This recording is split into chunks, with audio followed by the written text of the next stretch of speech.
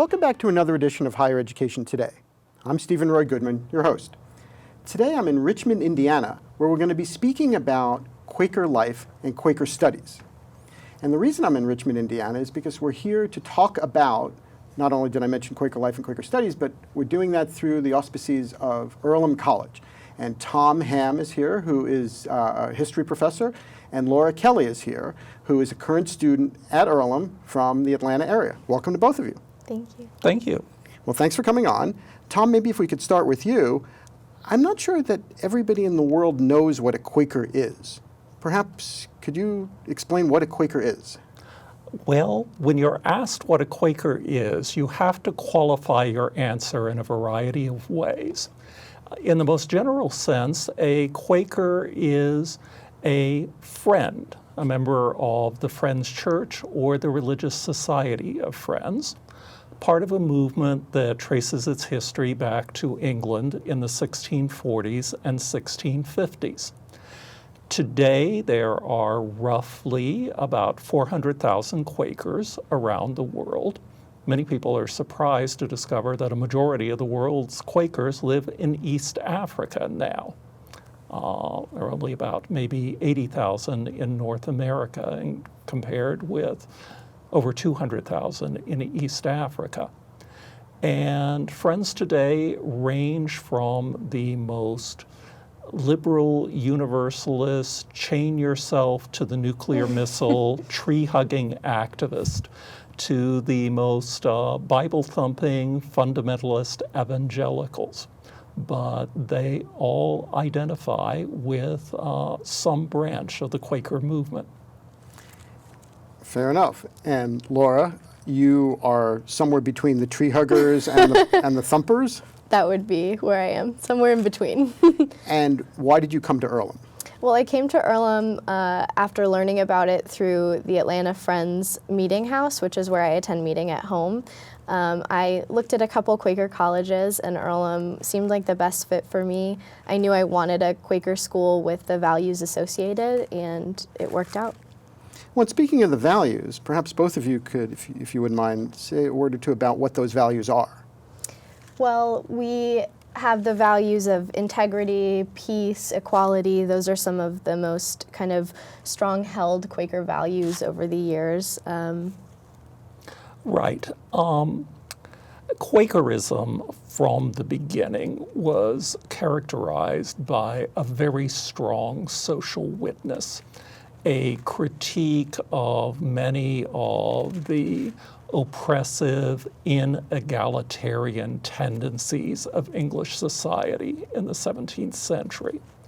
Quakers stood out, for example, because they believed that anyone could be a minister of Jesus Christ, regardless of education, even regardless of literacy, and that women had just as much right to speak and preach and pray publicly as men did. So, for example, as a manifestation of that, what a Friends would call a testimony, Earlham has been coeducational since we opened in 1847, and Quakers generally have been leaders in women's rights movements throughout American and British history. And what about, you mentioned that there are a lot of Quakers in East Africa. How are Quakers in East Africa different from Quakers in the United States? Quakers in East Africa are almost all strongly evangelical in their vision of Quaker faith, and they are members of pastoral Friends churches where there is one person who is designated as the presiding minister for the congregation.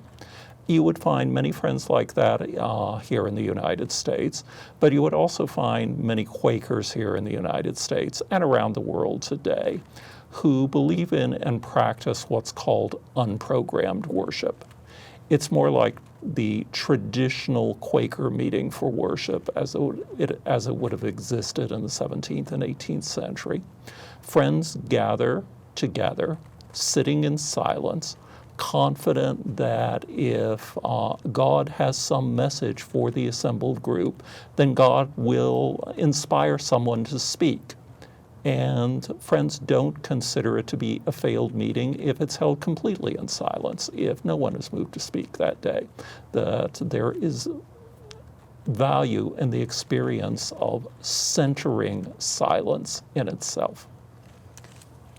But how do you know when a meeting ends if no one speaks? Usually, friends operate on something of a timetable. In an unprogrammed meeting, there will usually be one or two or three friends who are designated as sitting at the head of the meeting. And it's their responsibility to judge when the time has come, as Quakers would say, to break meeting. And they signal that by shaking hands with each other and with other people present. Fair enough. Laura, in terms of your interactions with other students on campus, I'm assuming not everybody is Quaker at Earlham. So how do you interact with other students when we're talking about, let's say, a meeting or a friend's meeting, if they may not know some of the stuff that we're talking about right now? Well, we do have college meeting for worship, which is held in the afternoon on Sundays as opposed to the early morning meetings, which some college students might find difficult after a long Saturday night. So that college meeting for worship is open for college seniors and faculty members to deliver a message in what's kind of called a semi-programmed meeting, which would be half that waiting silence and then half a delivered message. And students learn about Quakerism in their first seminars at Earlham as freshmen, and then somewhat through the campus culture. We also have a scholarship cohort called Quaker Fellows, which I'm a part of. And what about Quaker studies? So would you study Quakerism as an academic discipline, or would you approach it from a more broad kind of life perspective? You might be better equipped to answer that. I think that a Quaker Studies program would embrace both. That there are only a handful of Quaker colleges that offer courses in Quaker studies. So you might study Quaker history, Quaker theology, Quaker approaches to peace or politics or war and militarism.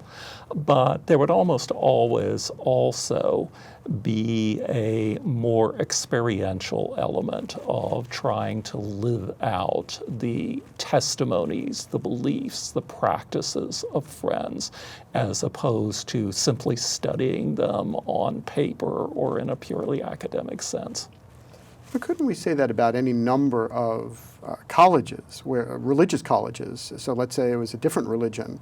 One could either study that religion or you could study the impact of that religion on one's overall life. That's true.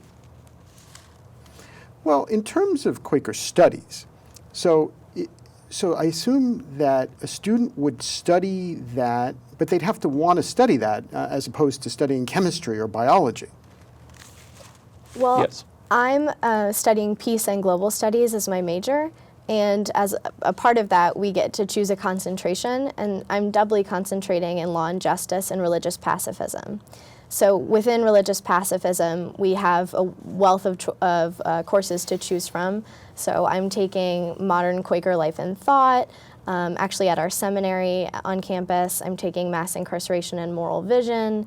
And those are just a couple of the classes that fill religion coursework and kind of work theology into current events and a really impactful, in a really impactful way.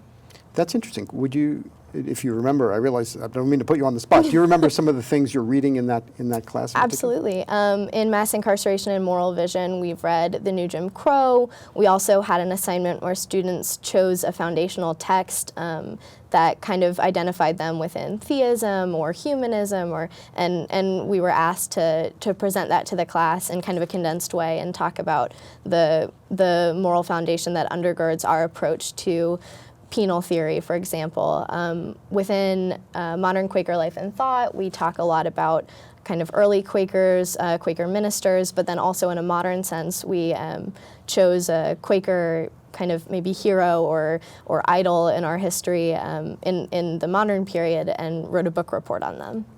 And did you pick a hero?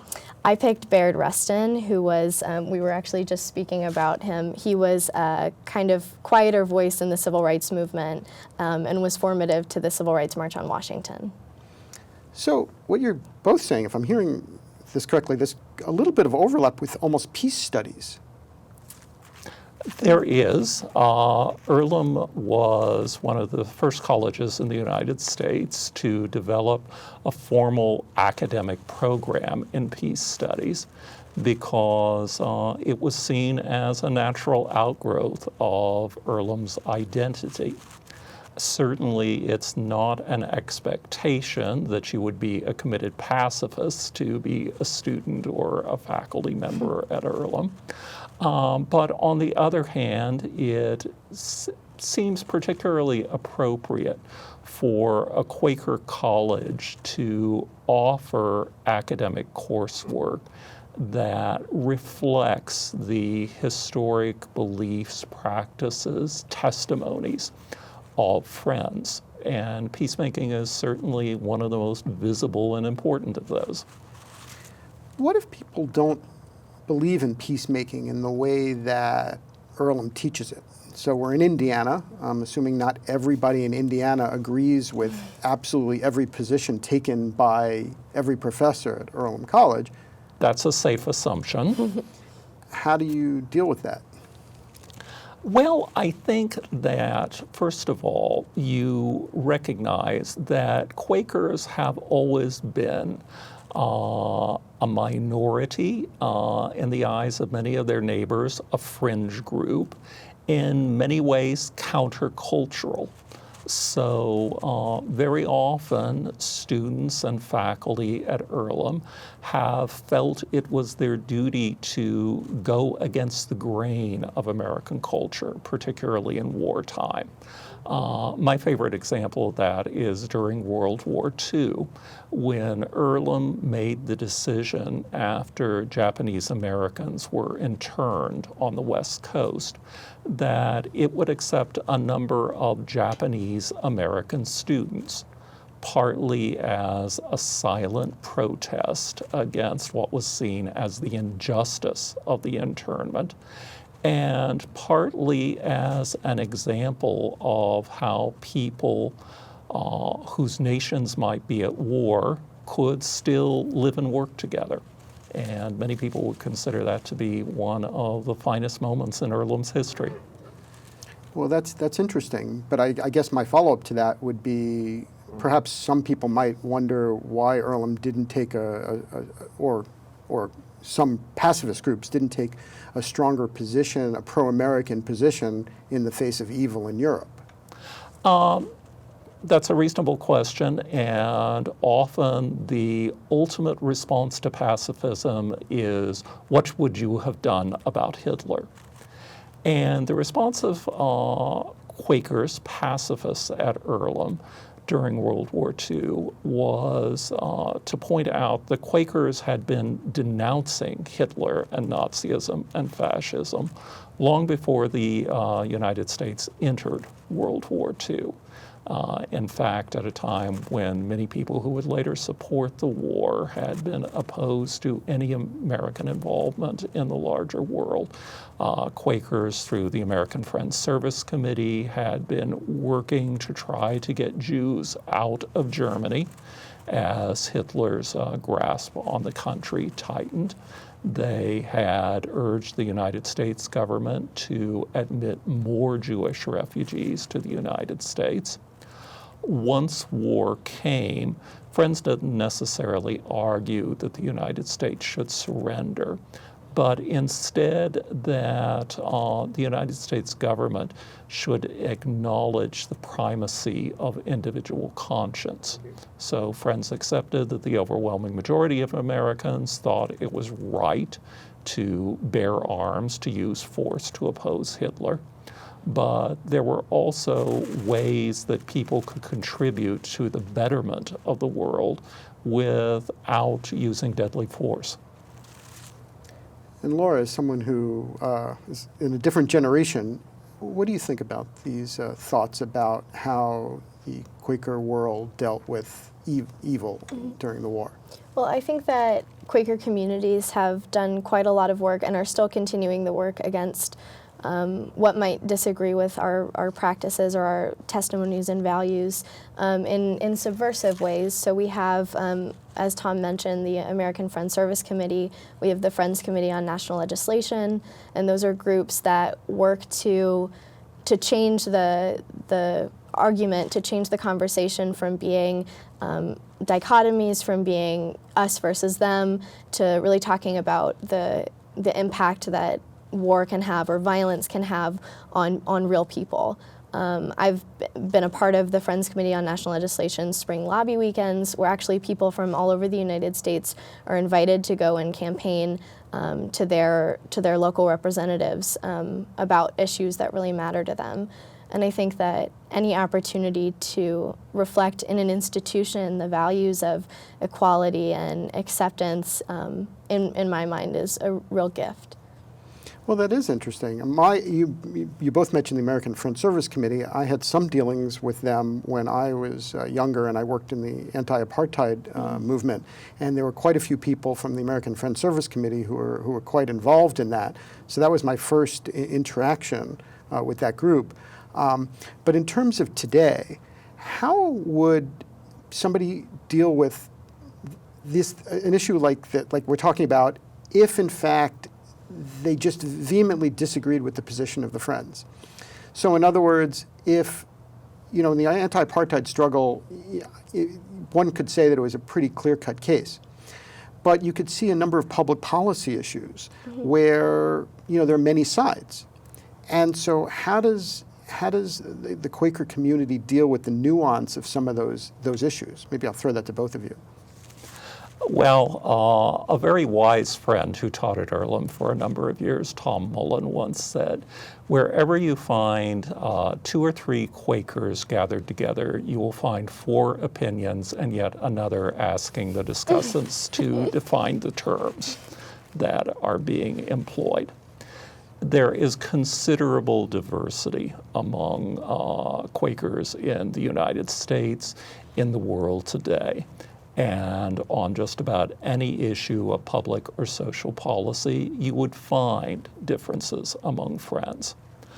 I think that Quakers at their best, when they try to influence the larger world, they begin with one of the assumptions that goes back to the beginnings of Quakerism. George Fox, who is generally regarded as the founder of Quakerism in mid-17th century England, taught that all people have within them a certain divine light, the light of Christ inwardly revealed. And he felt that it was the duty of Friends to call people to obedience to that light. And I think that Quakers today, when they're at their most effective, begin with the assumption that in virtually everyone that we're dealing with, even though it may be someone with whom on a wide range of issues we're 180 degrees in opposition, that there is something divine there, that there is a seed of good, a seed of conscience to which we can appeal, and to start from that basis. Now, it's also part of Quaker teaching that if the light within is ignored, if its leadings are not followed, that eventually it could be extinguished. And there may well be people in the world, a Hitler, a Stalin, for whom that was true. But we look on those as being the horrible exception rather than the rule. And since you alluded to before, Laura, about mass incarceration, I assume that the millions of people who are in prison don't fall to the Stalin and Hitler category. No, absolutely not. And I think an important thing to note in being a peace studies student and a Quaker and pacifist, it's often difficult to reconcile learning about the atrocities committed against particularly marginalized communities and my investment in peace and not wanting, some retributivist justice against those people who disenfranchise and really hurt people. And that's an ongoing question for me, and I think many students at Earlham, regardless of whether or not they would call themselves pacifists. But Quakers have done some really transformative work in prisons in the United States, prison reform as part of the Alternatives to Violence Project, AVP, where they go into prisons and do work with prisoners on transforming the conversation from being prisoner versus prisoner to being friends or folks who live together in the interim and being peaceful there. But what if people don't necessarily want to be friends with each other in a prison? Well, I think likely many people don't want to be friends with each other in a prison, and a lot of that is manipulations of the system that puts people into prison in the first place. I think some of the power in AVP is the Alternatives to Violence Project is that it works with the person incarcerated first to understand the violence that maybe they've done or the violence that's been done upon them, and I don't want to speak to the programming specifically that they do because I don't know enough about it, but I know that the results of it are often transformative for the folks who are convening these workshops and for the prisoners themselves, and I think that that's testimony in itself. Well, that's interesting. I actually talked to someone about something related to this not too long ago, and my understanding is that a disproportionate number of prisoners in the world are actually in the United States. Mm-hmm.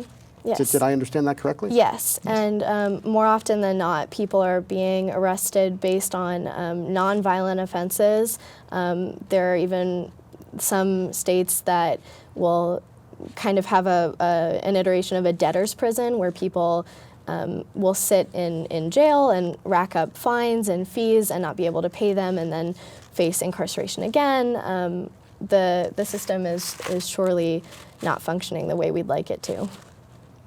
And Tom, do you have something to add about that thought? Well, as Laura mentioned, Quakers have had a long-standing interest in prison reform.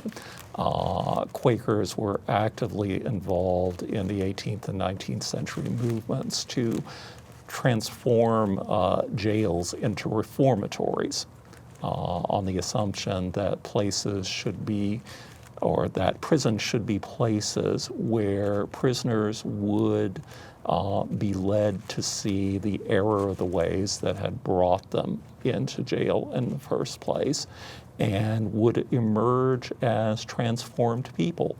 That was certainly an improvement over your typical 18th century jail. On the other hand, one manifestation of that was that Quakers helped invent solitary confinement, which we know has not worked out as well. So Quakers certainly have a lot of good things to point to in their past, but we've also had our failures. And I don't mean for what I'm thinking to be rude, but some people could make the case that there's some, they might use the word naivete to that thought about that. And I'm sure you've heard that at some point before, and I don't mean it to be inappropriate about that, but how would you respond to somebody who says, well, in the absolute sense, I agree with you, but that's not really the way the world works today? Well, again, you would find considerable diversity among friends. You would find some friends who would argue that there are many violent, dangerous people in prisons who need to be there. And it may well be that they are simply beyond hope of reformation. That there are situations where society does need to be protected from people. I think that certainly at Earlham, most friends would be of the opinion that while there are cases like that, they are far numbered by prisoners who are capable of reformation and transformation. And I think too, it's at least this friend's opinion that while there are folks in the world who do bad things and who maybe don't deserve a place in society, walking around on the street, the way prisons stand today, no one deserves to be incarcerated under conditions as they are in the United States within the prison industrial complex. And the reform that's needed there, in my opinion, goes far beyond the reform that individuals need when they're convicted of drug possession or nonviolent infractions of the law. Well, fair enough. We've only got a few minutes left. So are there any courses that you wish to kind of share with our audience today that you think would be helpful for people to kind of learn about, well, either courses or books that you think would be helpful for people to learn about in terms of Quaker studies?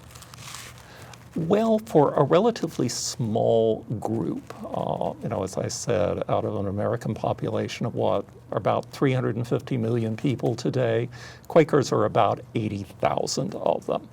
But for a relatively small group, we have done a lot of writing about ourselves, and there are a number of books that can be introductions to Quakerism, whether you're interested in history or theology or collections of Quaker documents. I think probably about the best book I know of for understanding Quakers around the world today has the very appropriate title of An Introduction to Quakerism. And it's the work of a British friend who has the wonderful name of Ben Pink Dandelion. He is a convinced friend, a convert to Quakerism, who in the 1970s wanted to change his name to the most nonviolent thing he could think of. Thus, he is Pink Dandelion. And at Quaker colleges like Guilford or Earlham, you would find a variety of Quaker-related courses being offered. For example, at Earlham, I teach every year an introduction to Quaker history. I think, too, Quaker Speak is a great online resource. It's a blog kind of testimonial of the Friends, maybe the Friends Journal, I think. And they have videos that introduce folks to Quakerism, to ministry, to a lot of the different facets of Quakerism in a way that we unfortunately don't have the time to get into today. Well, thank you for your time. We've gotten into a lot of things, and this has been a terrific discussion. If you would like additional information about Earlham College, please visit earlham.edu. If you would like to get in touch with me or have a comment about the show, please send an email to highereducationtoday@topcolleges.com. And thank you for watching. We will continue to bring you quality discussions about important matters in today's college and university world. I'm Steven Roy Goodman, and you've been watching Higher Education Today.